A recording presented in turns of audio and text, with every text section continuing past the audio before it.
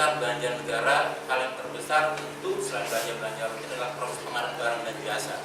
Nah, kami melihat misalnya salah satu agenda penting yang harus diterminasi dari awal oleh pemerintahan yang baru adalah bagaimana menciptakan sebuah sistem pengadaan barang dan jasa yang efektif, transparan, dan akuntabel.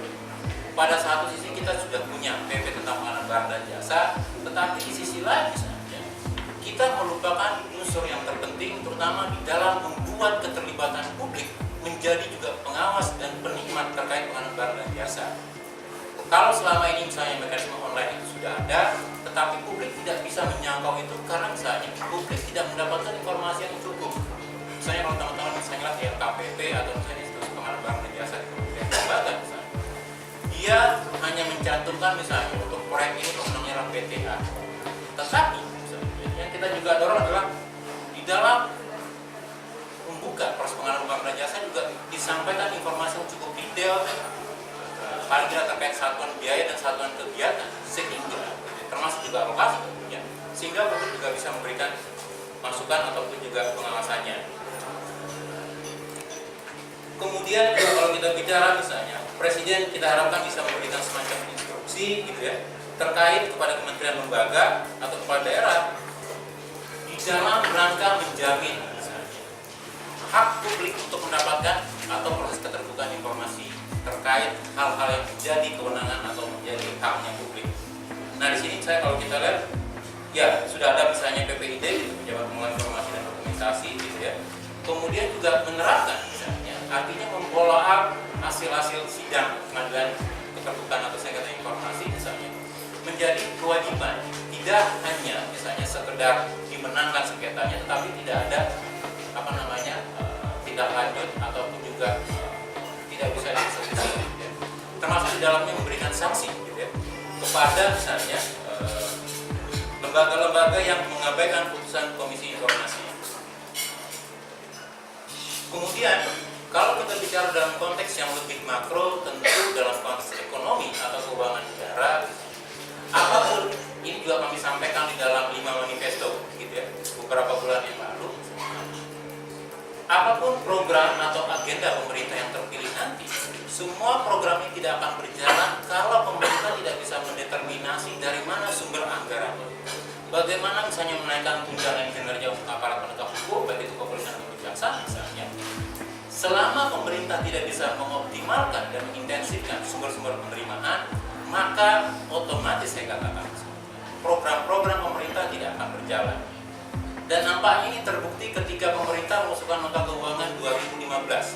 Satu, kalau kita lihat misalnya secara makro misalnya bahwa agregasi indikator pertumbuhan ekonomi termasuk desain belanja gitu, tidak memberikan celah fiskal siapapun nanti presiden yang terpilih untuk menjalankan program-programnya. Nah, maka dari itu kami menawarkan paling tidak terkait dengan kepentingan ekonomi atau juga sebagai sumber pendapatan misalnya. Satu, bagaimana pemerintah melakukan pengelolaan optimasi penerimaan negara. Ada dua hal yang besar. Satu itu terkait dengan pajak, kemudian yang kedua terkait dengan sumber daya alam. Paling tidak untuk dua sektor ini kita sudah menggapai misalnya hampir 98% dari sumber penerimaan. Terkait pajak tentu misalnya pemerintah harus melakukan evaluasi dan membuat semacam blueprint gitu ya. Kelembagaan pengelolaan perpajakan Indonesia. Apakah misalnya memungkinkan misalnya membuat kelembagaan pajak itu menjadi institusi mandiri yang terlepas dari Kementerian Keuangan misalnya. Tentu kalau kita baca kewenangan dan segala macam bahwa Direktorat Jenderal Pajak atau Pengelola Pajak juga memiliki sampai memberikan sanksi pidana perpajakan gitu ya.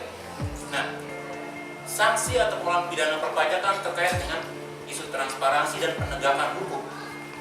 Jadi bagaimana mengoptimalkan kewenangannya cukup besar gitu ya. Kemudian yang berikutnya melakukan evaluasi dan pemetaan terkait potensi dan basis penerimaan perpajakan. Termasuk yang menarik kalau teman-teman baca misalnya perkembangan piutang pajak dan sengketa pajak. Jadi menurut kami ini juga menjadi satu hal yang penting di dalam perumusan 100 hari kerja presiden terpilih nanti. Kemudian kalau kita lihat di dalam konteks misalnya pengelolaan piutang, sengketa pajak dan segala macam misalnya, kita menemukan celah regulasi, loophole di dalam aspek perpajakan kita. Antara misalnya lex spesialis di dalam sektor-sektor tertentu misalnya, atau yang menjadi celah di dalam misalnya yang berakibat kepada misalnya tidak tertagihnya atau tidak terimanya misalnya piutang-piutang perpajakan. Jadi kami dorong misalnya perbaikan regulasi terkait pengelolaan dan celah hukum dalam aspek perpajakan nasional, termasuk di dalamnya harmonisasi regulasi, terutama di dalam mengurangi potensi manipulasi perpajakan. Kemudian tentu misalnya pengelolaan perpajakan tidak terlepas dari sumber daya manusia. Kalau basis rasio coverage pajaknya masih sekitar 30%, begitu kemudian tax rasionya masih 12,3%. Sementara kita bicara misalnya program-program besar pembangunan fasilitas layanan dasar, fasilitas publik dan segala macam, maka salah satu yang menjadi isu penting adalah memperbesar dan memperkuat kapasitas sumber daya pengelolaan perpajakan. Kemudian yang penting adalah dalam konteks pengelolaan perpajakan membangun gerakan, artinya saya pikir ini juga bisa diinisiasi oleh Presiden dan perangkat yang terpilih nanti misalnya, bahwa yang dibangun adalah gerakan kesadaran pembayar pajak, bukan lagi misalnya kewajiban pembayar pajak, wajib pajak. Jadi posisi ini akan membuat misalnya bahwa pengelolaan pajak itu menjadi sesuatu yang dekat kepada publik. Kemudian yang kedua terkait dengan sektor sumber daya alam. Kalau teman-teman baca misalnya dari era misalnya rezim Soekarno kemudian sampai terakhir Susilo Bambang Yudhoyono misalnya, kita mendudukan sumber daya alam itu pada posisi yang sangat tinggi. Tetapi faktanya misalnya kita tidak bisa mengejawantahkan misalnya apa yang disebut sebagai strategi dan vital, gitu ya. Di dalam konteks 100 hari misalnya kami merumuskan paling tidak satu misalnya membuat blueprint dan peta jalan pengelolaan sumber daya alam Indonesia dikaitkan dengan ketahanan nasional, misalnya itu dalam aspek jaminan ketahanan energi kalau kita bicara subsidi energi listrik dan segala macam. Kemudian juga sebagai misalnya ketahanan nasional, aspek pertahanan keamanan, tentu bicara biopolitik sumber daya alam. Kemudian tentu tidak melepaskan bahwa ketergantungan kita kepada sumber pendapatan nasional dari sumber daya alam. Kemudian melakukan evaluasi dan rencana akselerasi percepatan, terutama kalau kita bicara dari peninggalan rezim Susilo Bambang Yudhoyono terkait misalnya 114 renegosiasi kontrak karya misalnya, baik mineral dan batu bara misalnya, kami melihat ada beberapa klausul kontrak karya yang tidak sesuai dengan Undang-Undang 4 2009, mulai dari misalnya batasan wilayah, kemudian kewajiban PNBP, termasuk 6 aspek strategis di sana.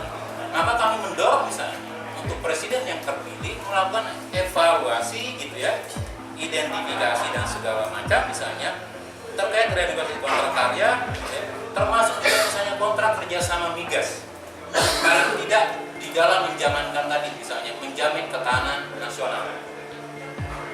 Kemudian misalnya melakukan identifikasi, evaluasi, termasuk koordinasi pelaksanaan kuasa pertambangan. Kalau teman-teman lihat misalnya ada sekitar 10.800 kuasa pertambangan di Indonesia, di mana misalnya 60%, hanya 60% memiliki status clean and clear. Ini berkorelasi dengan kewajiban pembayaran pajak, kewajiban pembayaran royalti dan segala macam. Dan itu sebagian besar dikeluarkan oleh rezim pertambangan di daerah. Maka mau tidak mau misalnya memperbaiki misalnya kuasa pertambangan yang nanti akan berubah menjadi izin usaha pertambangan terutama pada level daerah menjadi suatu hal yang strategis untuk dilakukan.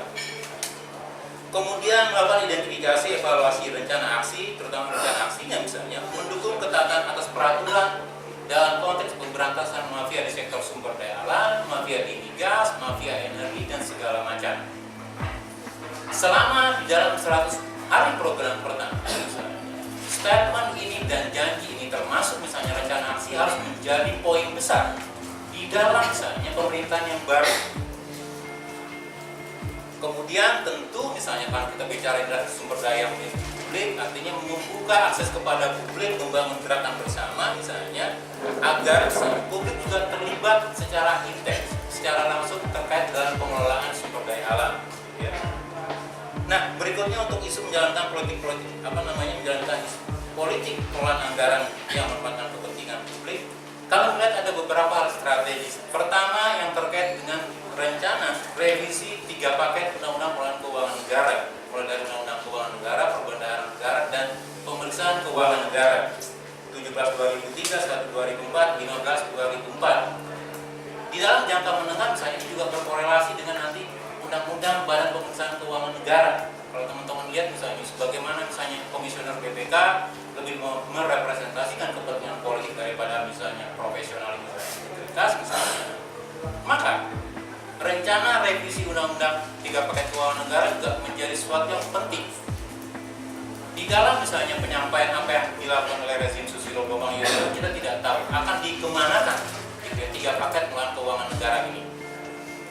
Kemudian membuat blueprint dan rencana aksi politik alokasi anggaran yang berbasis kinerja terukur, ini juga memiliki relevansi dengan pernyataan sebelumnya terkait paket undang-undang pengelolaan keuangan negara.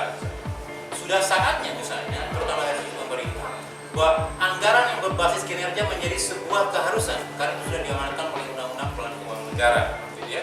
Kemudian merancang sistem transparansi dan akuntabilitas negara yang menjamin ruang akses besar-besaran bagi publik, gitu ya, dalam penyusunan pengawasan anggaran. Kemudian membuat blueprint dan jaminan kebijakan alokasi anggaran khususnya pada bidang fasilitas layanan dasar terkait yang disampaikan oleh Mas Febri Henry tadi, gitu ya.